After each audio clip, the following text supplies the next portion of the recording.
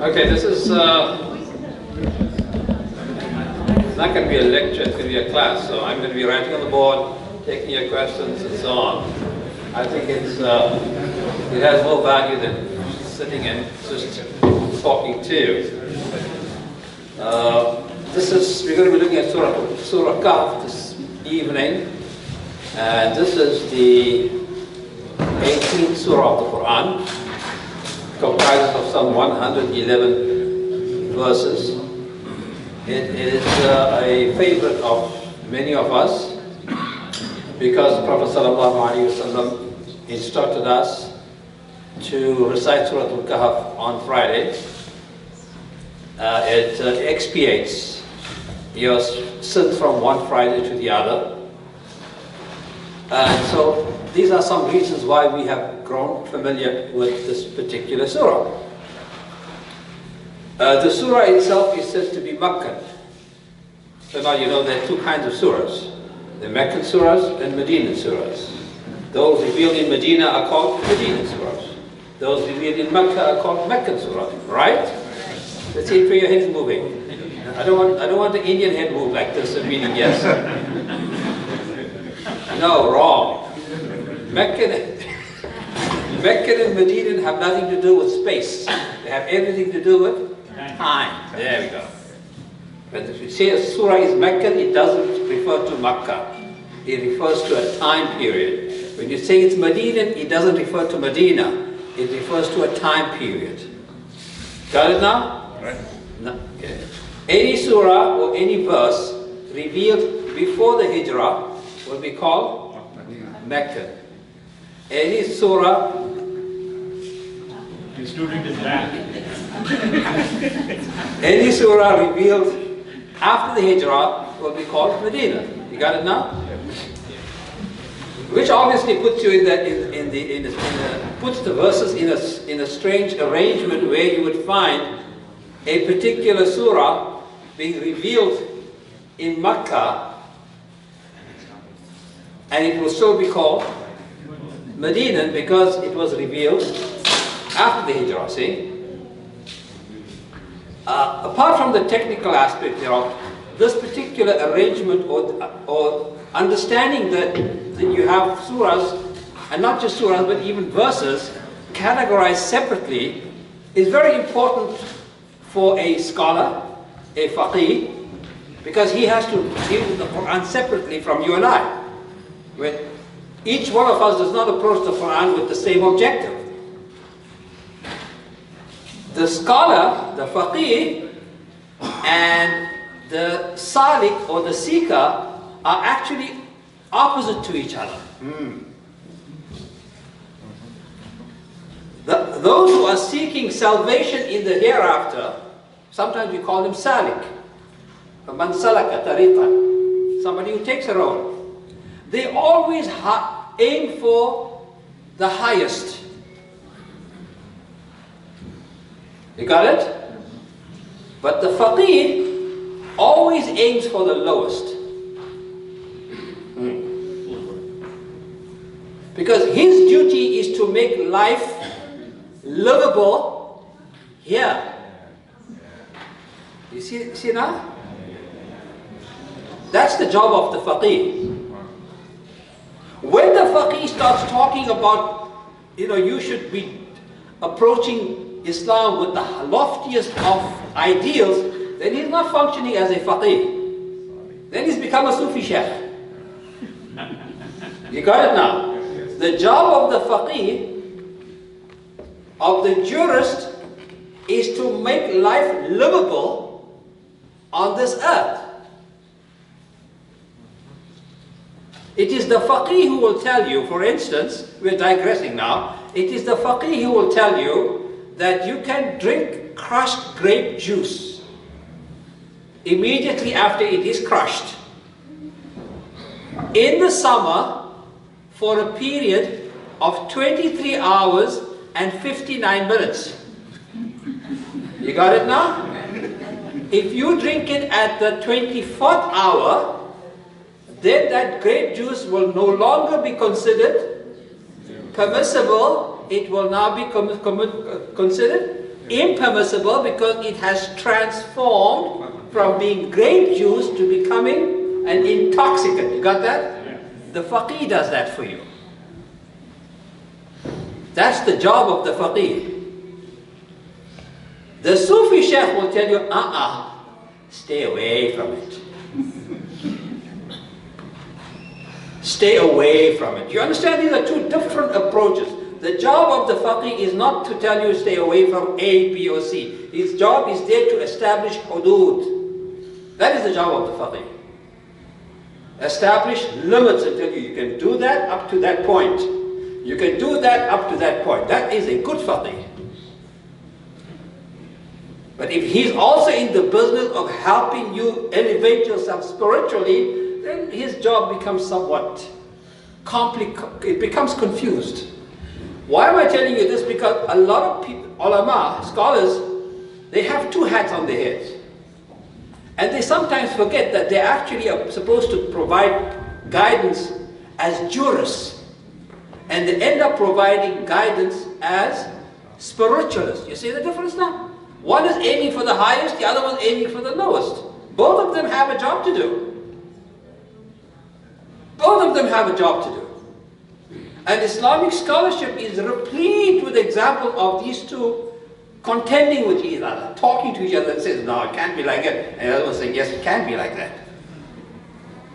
Even amongst the Sahaba. I'm really digressing now. That's how badly you people are misleading me. But here goes. So there were two great Sahabis. Right? One's name was Uthman, and the other's name was Abu Dhar. Al-Ghifari, there we go. Uthman banished Abu Dhar from Medina. Uthman told Abu Dhar, pick up your baggage, hit the road. You get it now? Uthman was the Khalifa of the entire Ummah. He was the chief faqih of the entire Ummah. His primary job was to do what? Make the average Muslim's life livable. There you go. And every time he tried to do that, Abu Dhar would tell him, not like that. This is how you should do it. Abu Dhar was of the belief that if a human Muslim accumulated an X amount of money for the day, then he should spend whatever he needs for the day. And whatever is surplus, what should he do with it? Give it in the path of Allah. And he insisted that that was not an optional, that was a duty. So people complain to Uthman, his life is becoming unlivable. Unlivable. So these are two orientations that you have. So a faqih is one who looks at the verses of the Quran and he says, this is Meccan, this is Medinan, this took place here, this is before Hijrah, this is after Hijrah.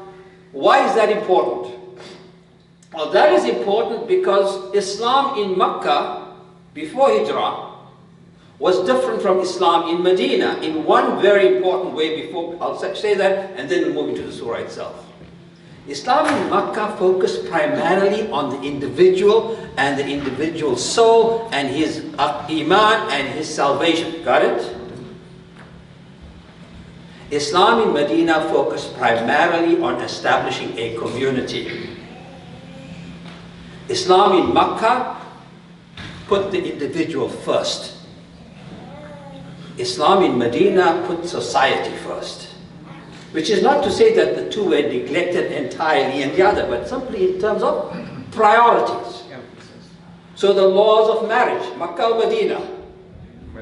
Medina, law of war and so on, Makkah Medina. Purification of the soul. Shirk and kufr. Here's a tricky one. Nifaq. Medina. You understand how it operates now? And you can work out for yourself, why would nifaq? There's no munafiqs in Makkah. The munafiqs were only found in Medina. You had a different kind of a munafiq in Makkah. Like the uncle of the Prophet sallallahu alaihi wasallam. He was a closet Muslim who actually went to battle against the Prophet ﷺ, and he became a prisoner of war. He was hiding his Islam in Mecca. They were hiding their kufr in Medina. You see the difference? Because Islam was focusing on political, social, economic issues in Mecca, therefore you find in Medina, therefore you find that those who opposed that, they had a problem. So let's move on.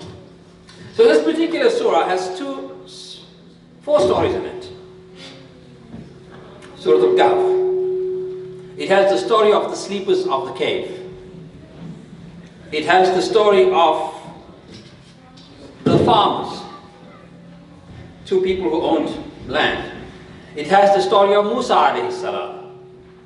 And it has the story of the double-horned one, Zulqarnain. So these are the four stories that you would find in Surah Al-Kahf.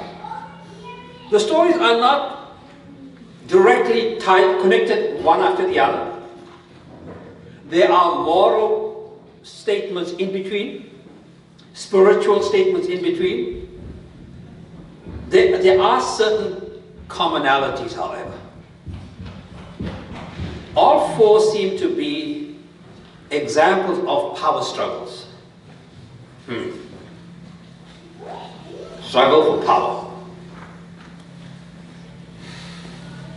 On the first story, the good guy or guys had no power.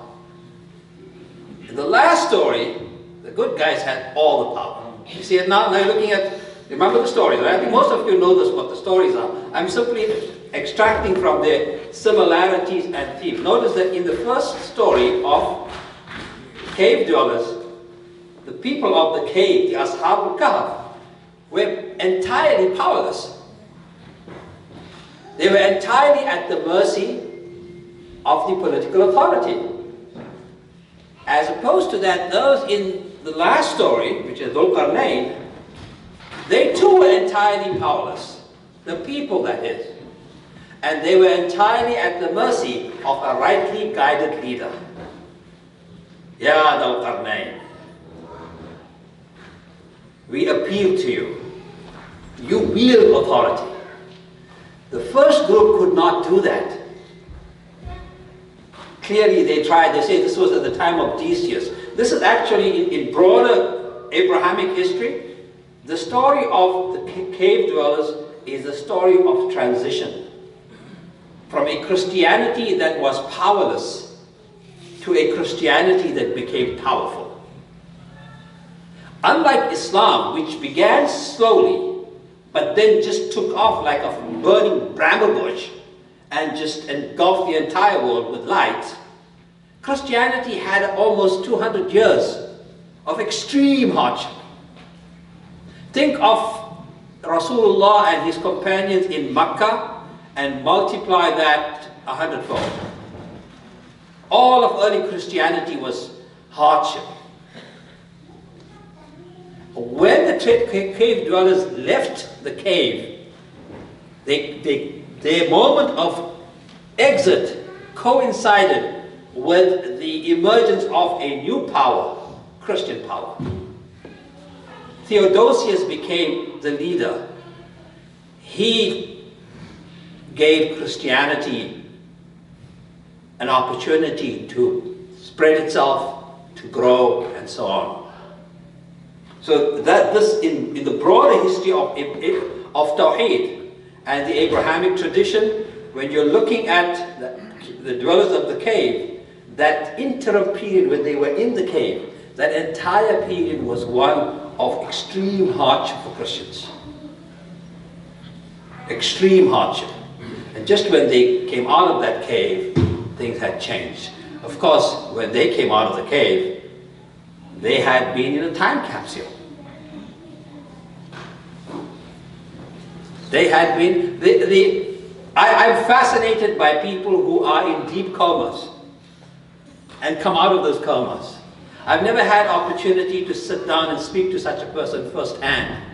But that's the closest you're going to get to having any idea of what went through the minds of the cave dwellers when they came out of the cave. Because theirs too was like a long coma, was it not? They were totally cut off from reality. They were totally cut off from reality. The other meaning in that particular cave dweller story is that there's some things that are relevant and some things that are irrelevant. And that will always be the case. It's very important for us today. Some things are relevant, some things are irrelevant. The oneness of Allah is relevant. The type of clothing you wear today, the telephone you're going to use today, the computer you're using tomorrow, the breakfast cereal you're going to use the day after, irrelevant. It cannot pass the test of time. So when they go into the cave, they use a particular currency. When they come out of the cave, the currency itself is useless. When they go into a cave, they were dressed in clothing that was fashionable maybe, or at least acceptable. When they come out of the cave, they look like exotic pieces that have just jumped out of a museum. See? So you see the effect of time on certain aspects of humanity, but no effect of time on other things. That's what we have to focus on. What is timeless? It's so important for us today. So important for us. If you understand that more has happened to human beings in the past 180 years than has happened to human beings since the first human walked the face of this earth. Absolutely. And the rate of change is so rapid. Like one physician friend of mine told me, he says, you know what this is like? It's like opening up a hydrant. This is just in medicine. To catch up with knowledge as it emerges on a daily basis, it's like opening up a fire hydrant, taking a teaspoon and trying to drink from there. That's how much information is being churned out on a daily basis. And I don't even know what's going on in the world of computers, artificial intelligence. We are really hyperventilating as human beings because change is the new normal. There is no tradition, and we cannot deal with change. We hope that when we leave this room now and go there, our cars are still there. Because if they're not, then that's a change we cannot come to terms with. And multiply that by 10,000 other assumptions you have upon which you base your life, and you suddenly realize, I can't say for sure what will and what will not remain tomorrow. So this is that one lesson of Ashab al-Kahf. So the power dynamic between the people of the cave and the political authority of the time. Then the power dynamic between two people, neighbors. One rich, one poor. And that he who is rich doesn't understand that, I was looking at an article yesterday. It says the richest billionaire in 1971 will not even make the top 100 of the Forbes list today. He will not make it. Together, all the rich billionaires are worth about 480 billion US dollars, which is like half the GNP of an entire continent.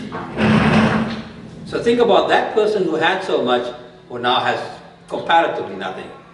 And the second story of the owners of the gardens, that's the lesson in there, that what you have today, وَتِلْكَ الْأَيَّامُ نُدَاوِلُهَا بَيْنَ النَّاسِ. There's a very nice Chinese saying, I think it is Chinese, which says, it just says that too will pass. That too will pass, that's it. So if you're in pain right now, that too will pass. If you're having a fantastic day, Rasulullah sallallahu alaihi wasallam was very, very economical in these things. He would never be too exuberant and never become so despondent. Based on this very principle, that too will pass.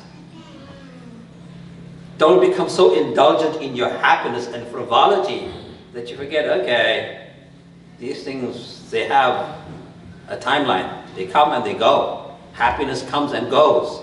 Sadness comes and goes. That is one of the most important lessons of wisdom that we can pick up and walk around with. That too will pass. The second, then Moses. Moses is fantastic for us because, and I'll talk about this tomorrow inshallah, tomorrow evening, because he talks about, he presumes that his type of knowledge is supreme. And because he is Nabi, this is powerful, this is Allah instructing him. He says, no, you do have knowledge, but there's somebody more knowledgeable than you. This coming from someone who gives him Moses knowledge. He says, no, you are a Nabi, I know that. After all, I'm the one who instructs you and teaches you. But go elsewhere, you'll find someone with greater knowledge.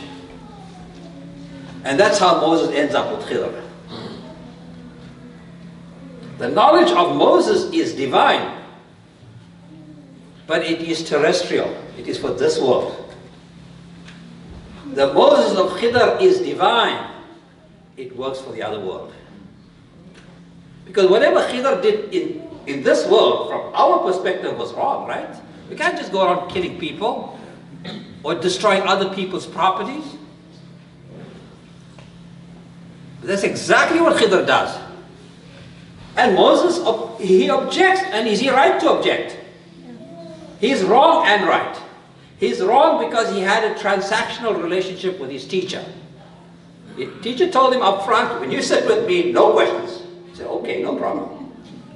He said that. No questions. Then he said, yes. And then the teacher engages in some practice, and Moses says, well, how can you do that? And so he says, I told you no questions. He said, all right, my bad. I'm sorry, I'm not going to do it again. Next time around, he's just human. He says, this is horrific. You can't go around killing people. Remember?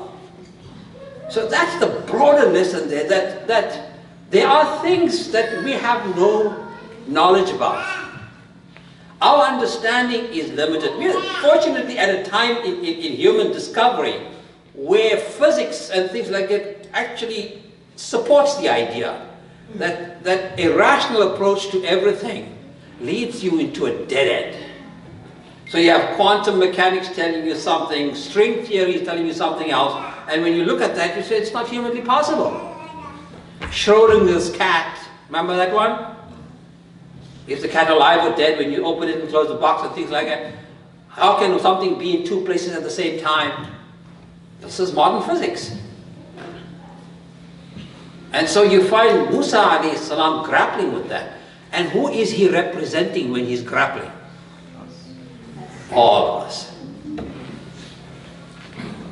All of us. We are all baffled by why good things happen to bad people. Bad things happen to good people. That's the moral of that story. Why do bad things happen to good people? Why can't we find the guy? Why can't we impeach him on some impeachable? He is so slippery, is he not? Absolutely. There he is. I'm just but that's the thing we challenge with all the time. This was Iqbal's, looking at Iqbal's shikwa and jawab shikwa is what? Why is good things happening to them and bad things happening to us? That's the shikwa. The entire shikwa is based on this. It is the story of Khidr and Musa in poetry. That's what it is. That's what it is. And so Allah subhanahu wa ta'ala informs them of that. And then finally we have Zulqarnain. Very powerful king. but and a king who is in connection with Allah, who gets, we don't know whether he received the kind of revelation he received, because the Quran seems to be where Allah speaks directly to him. And when you have that kind of direct communication, you don't know whether you're talking about a Nabi, a Rasul, or just an average wali. But clearly he had communications with Allah. And Allah tells him, either you're going to do this to him, or you're going to do that to them. You have to use your wisdom. And so the story of Moses, of Dhul Qarnayn, then ends with Dhul Qarnayn building the wall. We don't know what the wall is. Again, from our own perspective, I mean, how big a wall is it? And how can that wall, prevent someone to come out of a hole? And, it must be a pretty big hole. As human beings, you're going to sit down and do the logistics of it. It must mean something else. In any event, that is the story of Musa alayhi salam, of Dhul Qarnayn.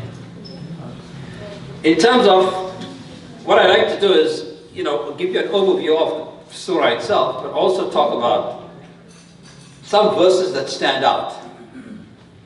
And that sometimes a verse is important, but only when it is connected to all the other verses, like the story. All the verses attached to the story of Musa alayhi salam in Surah Al-Kahf.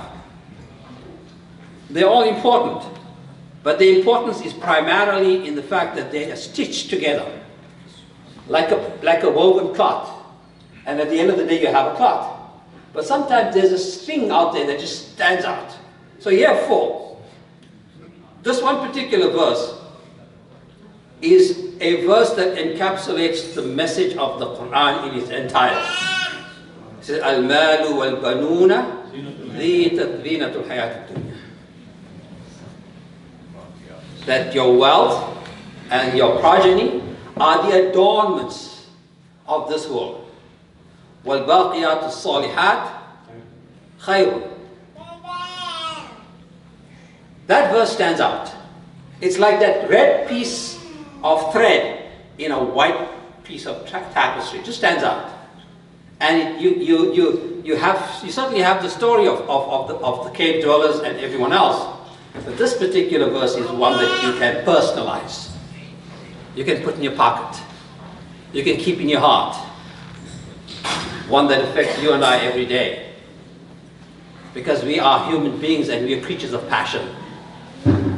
We're enamored by the world around us. We love the things around us. We would be abnormal if we didn't.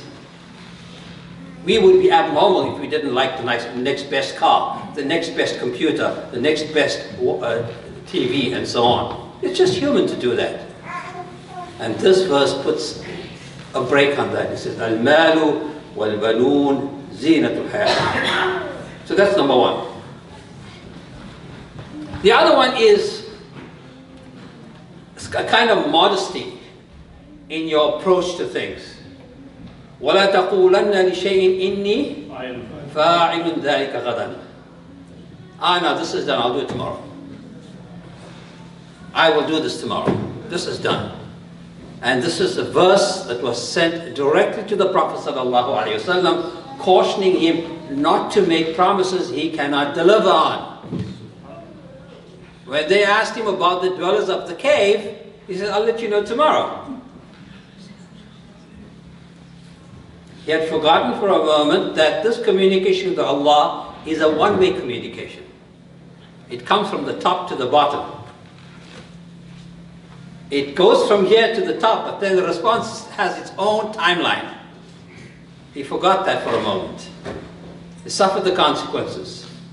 He was somewhat humiliated. He says, we thought you were going to have the answer. You don't. And he would spend days looking up, wondering when is revelation coming down. وَلَا تَقُولَنَّ لِشَيْءٍ إِنِّي فَاعِلٌ ذَلِكَ غَدًا. Do not go around saying, I will do that tomorrow. You don't know for sure. And number three, a very important verse as well. فَمَنْ شَاءَ فَلْيُؤْمِنْ وَمَنْ شَاءَ فَلْيَكْفُرْ. There are two or three verses that stand out in the Quran. And they are at odds with our understanding of human liberty. They've become very popular now. because of the culture in which we find ourselves. The idea that a human being is free to believe or disbelieve as he sees fit. But throughout Muslim history, these particular verses didn't mean what they do today. Today, this verse, along with the verse that says, La ikraha fid din, these two verses are very prominent. Whenever Muslims speak about a Muslim having the right to leave Islam. You know, generally, according to Islamic law and according to our historical practices, Man baddala deenuhu faqtuluhu. If somebody leaves his religion, execute him. Today, if you're going to, we have a problem in terms of interfaith discussions. We have a problem in terms of other people's perceptions of Islam. Where's the freedom in Islam if a person does not have the choice to leave Islam, whereas you're busy attracting people towards it? You see the problem you face? And so these two verses become very prominent. There is no compulsion in religion. And this one here, فَمَنْ شَاءَ فَلْيُؤْمِنْ وَمَنْ شَاءَ فَلْيَكْفُرْ. Those who so choose may believe, those who so choose may decide not to disbelieve. And these are not just modern scholars sitting in universities who have used these verses very effectively. Very prominent scholars like, if I recall correctly, Dr. Jamal Badawi. He spends many hours talking about these particular verses. One of the things that we have come to realize is that because Islam was an empire, it had a government and so on, kufr was not just the abandonment of faith, it was also a form of treason. Get it now? That when Muslims openly abandoned faith, they were also abandoning allegiance to, it's like being treasonous in America. So because of that, there was this confusion throughout Muslim history that a Muslim does not have the option of abandoning his faith. This becomes very, very important for us because unfortunately, you know, we're now living in a culture, like I said in the Jummah khutbahs last week and this week, where this is a creeping menace in our communities as well. It is a creeping menace in our communities as well. And we don't know how to deal with it. Some of the most prominent people who protect us, as well as those who impugn us, are actually former members of the community. So Tariq Ali, for instance, is a very prominent thinker and writer in England, and a great defendant of Islam and Muslims. And he writes in the first chapter, the first line of the first paragraph of his book, that I stopped believing in God at the age of 4. Now maybe that's hyperbole on his side, I don't know how he remembers that, but anyway, clearly he's making his point known that I don't believe in God. And yet here you have someone who speaks more eloquently about Islam and Muslims than you have this comedian on American TV. Not Minhaj, not me. Minhaj is very, very candid about, I am Muslim. Now live with it. That's a different approach. No, I'm talking about the other one. Ansari. Aziz Ansari. Who wrote a very, very good op-ed in the New York Times in defense of Islam and Muslims. In defense of Islam. So we have to develop a modus operandi. How do we deal with these people? How do we deal with them? And then you have the kind of company you ought to keep. Probably a continuation of my earlier khutbah. وَاصْبِرْ نَفْسَكَ مَعَ الَّذِينَ. Remember that verse? مَعَ الَّذِينَ اتَّقَوْا مَعَ الَّذِينَ يَدْعُونَ رَبَّهُمْ بِالْغَدَاةِ وَالْعَشِيِّ. The company you choose, the company you keep should be with those who fear Allah and celebrate Him. In other words, choose carefully. choose carefully. This particular verse is in Surah Al-Kahf, but it's one of those standout verses that you can take with you. وَاصْبِرْ نَفْسَكَ مَعَ الَّذِينَ يَدْعُونَ رَبَّهُمْ بِالْغَدَاةِ وَالْعَشِيِّ. And I think we've done 4, right? These are the 4 verses. All right, any questions? No? Thank you. What's quick? So I missed the beginning of your lecture, but why is it that the first 10 ayahs and the last 10 ayahs of Kahf are so crucial when it comes to like protection from bloodshed? Because Rasulullah said so. It's like it has a magical formula to it. I've looked at it, I don't see a connection with the Dajjal per se. Maybe perhaps someone else did. But it's Rasulullah telling us that this is how you prepare for the calamities of Dajjal. Okay? One from the men's side.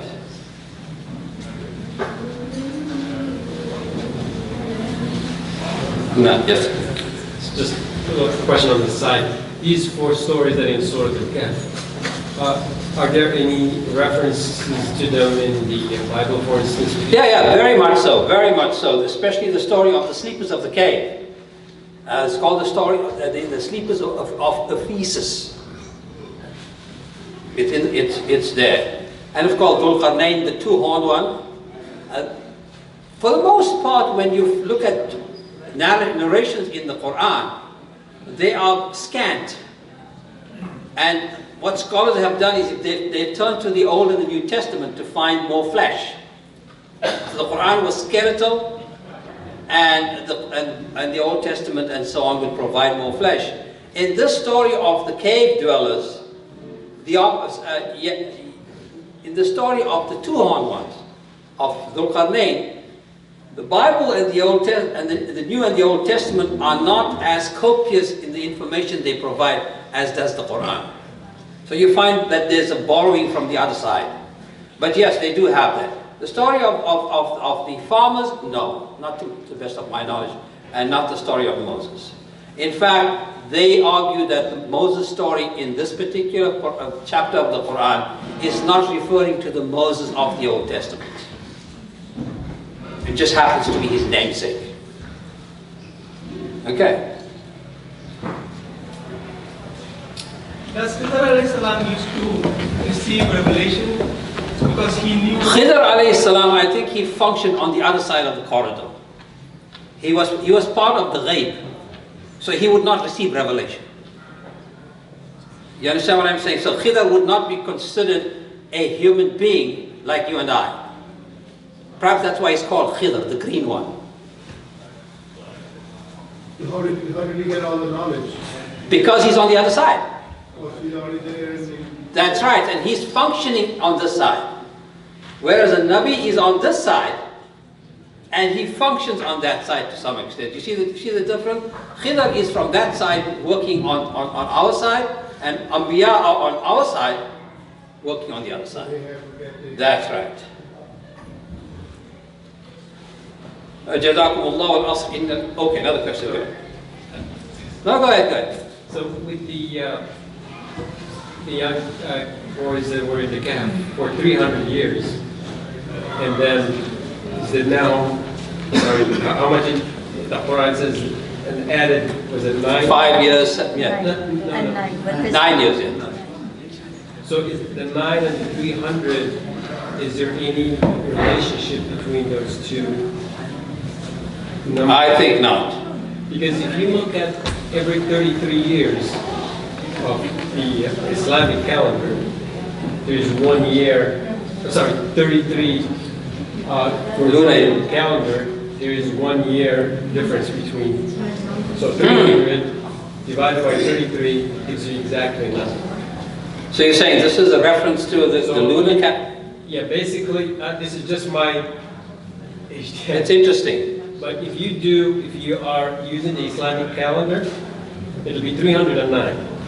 If you're using the Gregorian calendar, it will be 300. Because that 900, it depends which calendar you're using. And it's exactly 9 years and maybe 0.02 or something. Depends Something to think how- about. If you go to the, because 1 year is 365 days and a quarter or something. But if you, so I'm not sure if that has anything to do with It it. might. I mean, it's if you're saying that the numbers add up almost exactly, then this might be a play with the Gregorian and the lunar calendar. I don't know. I got Abdullah Yusuf will comments on that. He does I've heard his opinion about it before. I think as well. Abu Dhar be a role model for us? I wish. Abu Dhar should not be a role model for people in, say, Bangladesh or parts of India and so on. He could be a role model for us. Our number one problem is consumption, is it not? I mean, why on earth do we need drones to drop off packages that we don't need?